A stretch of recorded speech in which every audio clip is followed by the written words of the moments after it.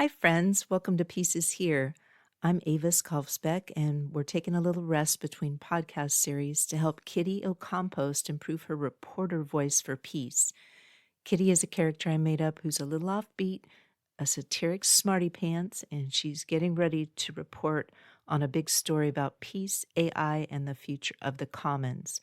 At the end of these Kitty Reads episodes, and maybe longer, you'll also hear the Next Peacelands, a roll call of global armed conflicts and arms exports. If that's too much for today, it's okay to end early. But if you can stay, I hope you'll let it deepen your resolve for peace. As usual, you can find the words and books I make for peace at aviskalfsbeek.com, and podcast music is by the talented Javier Peque Rodriguez. Listen for the peace. Now over to Kitty. Today's reading comes from Thomas Carlyle, a fierce, formidable 19th century Scottish essayist who spent his whole life wrestling with a mighty big problem: the awful, aching gap between who we are on the inside and what the rest of the world asks us to look like on the outside. It's a drama we all know, isn't it? The difference between your spirit and your Sunday suit. He was a poor country boy who educated himself into the city, and he became one of the sharpest, most scalding critics of his age. He was always looking past the pretty paint and asking the hard reporter's question: what exactly holds a society together once its old certainties, its old hats, so to speak, start to crack and fall apart? The book we're diving into is Sartor Resartus, which is Latin for the tailor repatched, and it's one of his most unusual, strange books. On the surface, it pretends to be the chaotic life story of a German philosopher named Diogenes Teufelsdruck, but really it's just Carlyle poking with a very sharp stick at one tremendous eternal question. What parts of our lives are just clothes? The borrowed roles, the tiresome habits, the inherited customs, and all that fussy appearance we put on every morning? And what parts of us are truly naked, truly bare, and reveal something honest and true about the human spirit beneath all the fluff? We'll read just a short piece today, just a taste really, enough to hear that special Carlyle mix of warm, witty satire and deep, earnest searching.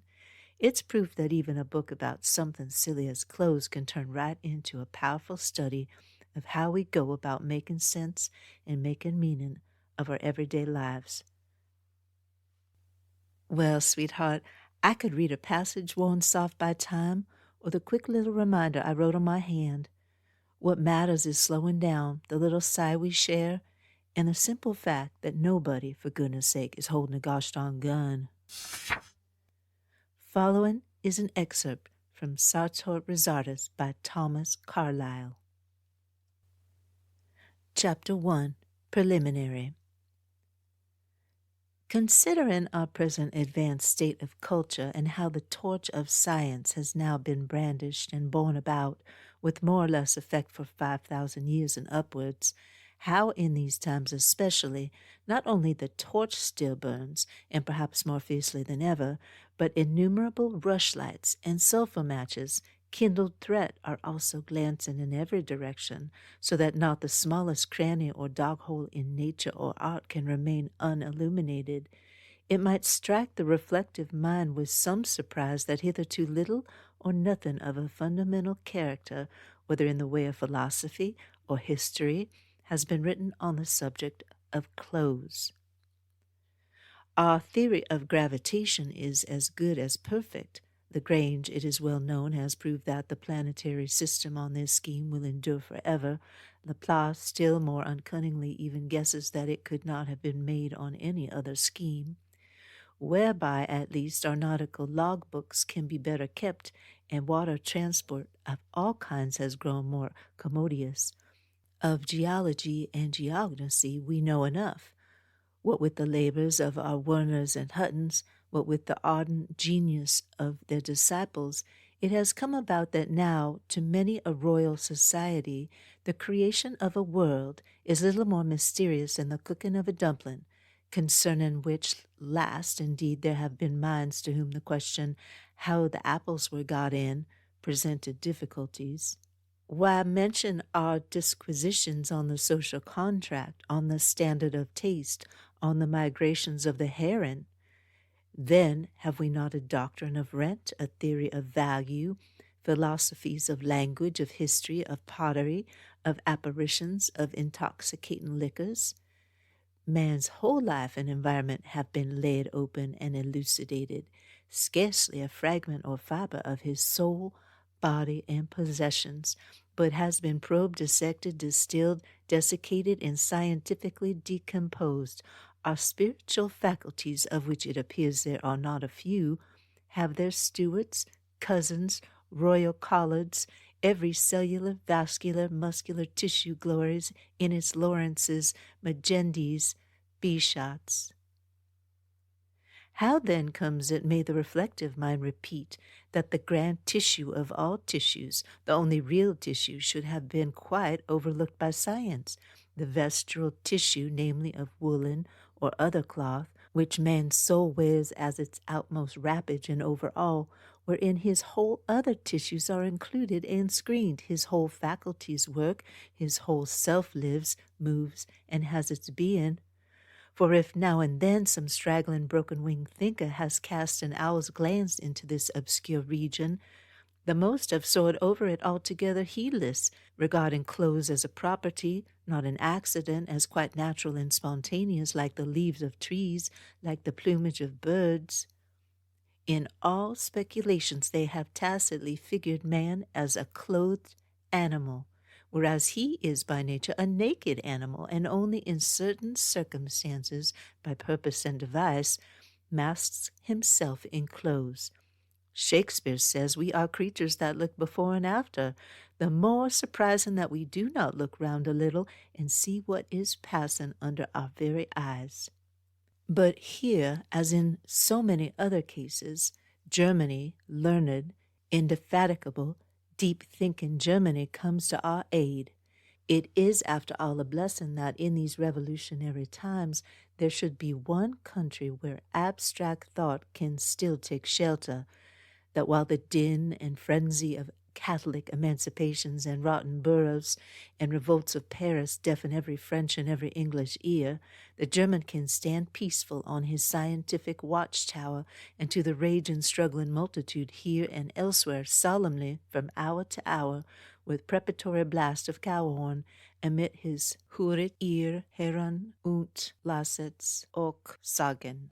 In other words, tell the universe, which so often forgets that fact, what o'clock it really is. Not unfrequently the Germans have been blamed for an unprofitable diligence, as if they struck into devious courses, where nothing was to be had but the toil of a rough journey, as if forsaking the gold mines of finance and that political slaughter of fat oxen whereby a man himself grows fat, they were apt to run goose hunting into regions of bilberries and crowberries and be swallowed up at last in remote peat bogs. Of that unwise science which, as our humorist expresses it, by geometric scale doth take the size of pots of ale. Still more of that altogether misdirected industry which is seen vigorously thrashing mere straw, there can nothing defensive be said. In so far as the Germans are chargeable with such, let them take the consequence. Nevertheless, be it remarked that even a Russian steppe has tumult and gold ornaments, also many a scene that looks desert and rock-bound from the distance will unfold itself when visited into rare valleys. Nay, in any case would criticism erect not only finger-posts and turnpikes, but spiked gates and impassable barriers for the mind of man? It is written, many shall run to and fro, and knowledge shall be increased. Surely the plain rule is, let each considerate person have his way, and see what it will lead to. For not this man and that man, but all men make up mankind, and their united tasks the task of mankind. How often have we seen some such adventurous, and perhaps much censured wanderer light on some outlying, neglected, yet vitally momentous province, the hidden treasures of which he first discovered, and kept proclaiming till the general eye and effort were directed thither, and the conquest was completed. thereby, in these his seemingly so aimless rambles, plant anew standards found in new habitable colonies, in the immeasurable circumambient realm of nothingness and night. Wise man was he who counseled that speculation should have free course, and look fearlessly toward all the 32 points of the compass, whithersoever and howsoever it listed. Thank you for listening and allowing me to practice Kitty's reporting voice for the big story ahead. Now stay with me a few minutes longer if you're able for the next Peacelands.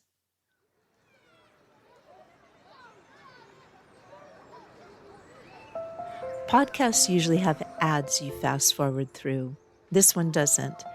Instead, I invite you to pause here just for a few minutes and listen with an open heart, not to memorize the numbers, not to analyze the politics.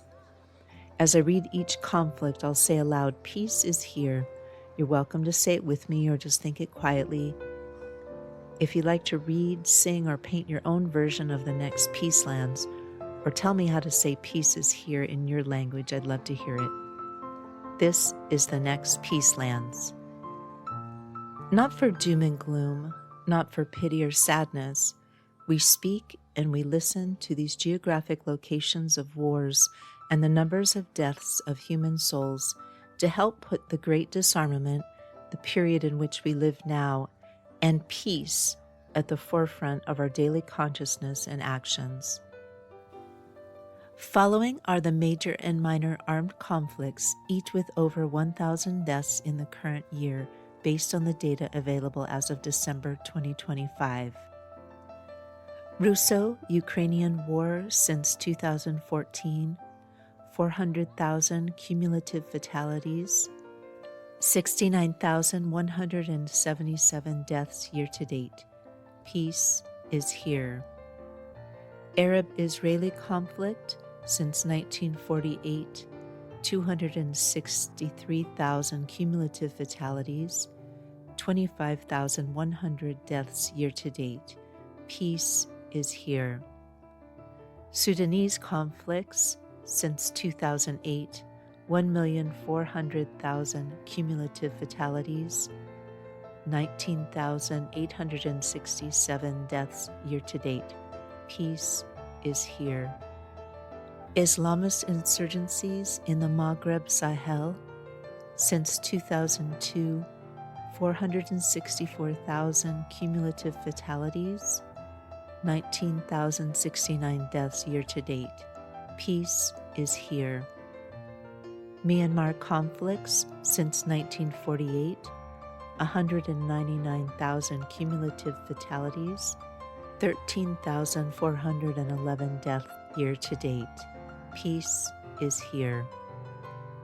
Mexican drug war since 2006, 417,000 cumulative fatalities, 7,790 deaths year to date. Peace is here. Congolese conflicts since 1996, 211,600 cumulative fatalities, 6,860 deaths year to date. Peace is here.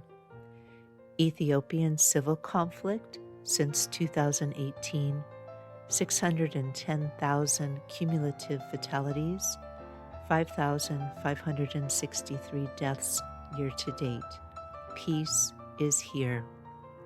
Somali civil war since 1991, over 1 million cumulative fatalities, 9,872 deaths year to date. Peace is here. Syrian conflict spillovers since 2011, 656,000 cumulative fatalities, 7,745 deaths year to date. Peace is here. Afghan conflict since 1978, 2,800,000 cumulative fatalities, 3,632 deaths year to date. Peace is here. Ecuadorian security crisis since 2018, 9,230 cumulative fatalities, 2,740 deaths year to date. Peace is here. Yemeni civil war crisis since 2011, 382,000 cumulative fatalities, 2,598 deaths year to date. Peace is here.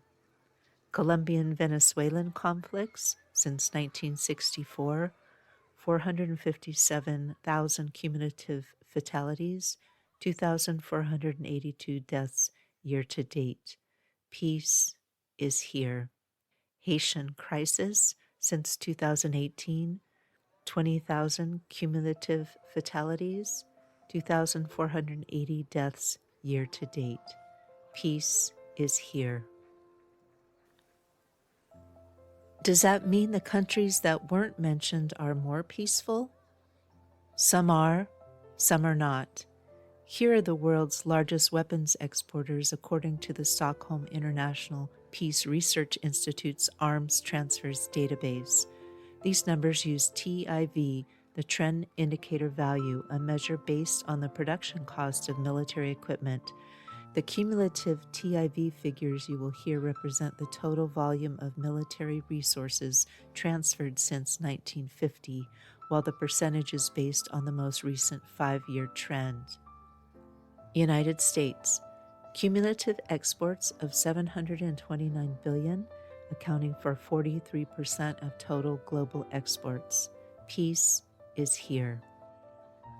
France, cumulative exports of $136 billion, 9.6% of total global exports. Peace is here.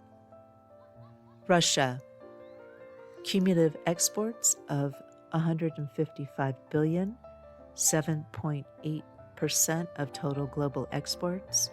Peace is here. China, cumulative exports of $61 billion, 6% of total global exports. Peace is here. Germany, cumulative exports of $90 billion, 5.6% of total global exports. Peace is here. Italy, cumulative exports of $37 billion, 4.8% of total global exports. Peace is here. United Kingdom, cumulative exports of $144 billion, 3.6% of total global exports. Peace is here.